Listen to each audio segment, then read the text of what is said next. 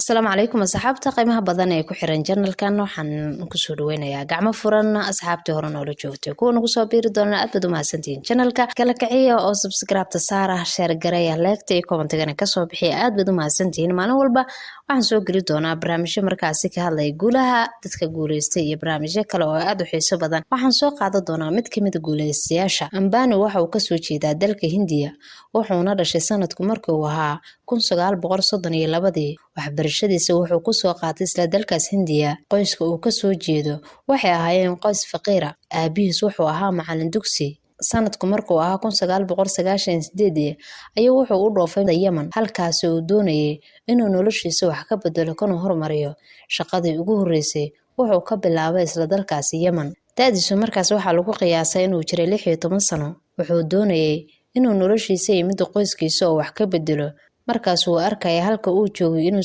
noloshiisa waxba uga bedeli karin muddo markuu halkaas ka shaqaysanayay ayuu go'aansaday inuu wadankiisa dib ugu soo laabto si uu halkaas uga bilaabo company oo isagu qaas u leeyahay waxay share noqdeen mid kamid ah asxaabtiisii ay wadanka iskala soo laabteen waxay aasaaseen shirkadda dunta soo saarta muddo markii company-gaas uu shaqaynayay way isfahmi waayeen kadibna shirkaddii waa ay burburtay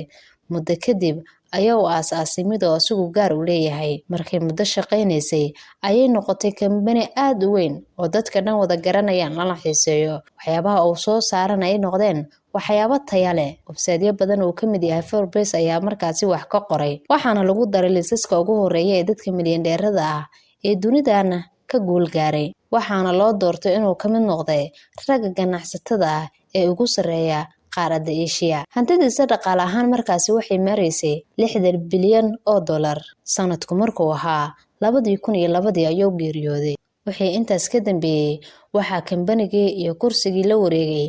iyo magacii milyaneernimada wiilkiisa Mukesh Ambani Mukesh haatan wuxuu kamid yahay dadka liisaska hore ugu jiray milyaneernimada maadaama ku fadhiyo kursiga aabihiisa sida uu haysto waxa lagu qiyaasaa 98 bilyan oo dollar in ka badan taadiisu waa 64 sano jir wuxuuna leeyahay 3 caruur waxa sheekadani Ambani aan ka baran karnaa in noloshu mar walba aysan ka bilaabin heerka ugu fiican balse ay ka bilaabato meesha ugu hooseysa ilaa ay kor u socoto ninkan qoyskiisu aad ay sabab u ahaayeen aabihiisa wuxuu ahaa macallin dugsi 16 sano isagoo jira ayuu garwaaqsaday inuu noloshan wax ka bedelo sidaas darteeda ayuu wadanka uu markaasi joogay ka guuray si uu wadan kale u aado faqiirnimadana uga baxo oo uu u galo buugaagta ugu horeysa ee dadka guuleysta wana sababtaan u soo qaatay oo ku mahadsantiin la socodkiina sida ay nabadgeliyo